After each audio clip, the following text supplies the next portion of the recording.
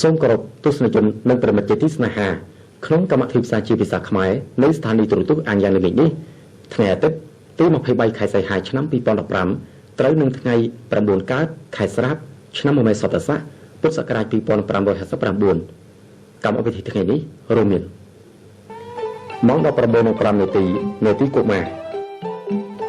ម៉ោង 16:15 នាទីប្រកាសក៏បីដឹងម៉ោង 16:20 នាទីព័ត៌មានម៉ោង 16:45 នាទីសិល្បៈម៉ោង 17ផ្សាយកម្មវិធីវីដេអូ5ម៉ោង 18 នាទីប្រជាសាស្ត្រនិងសុខភាពម៉ោង 18:15 នាទីល្ខោនបាសាក់ភាគខាងដើមនៃរឿងជ័យថវង្សពងភិរុនលំដាប់តទៅនេះ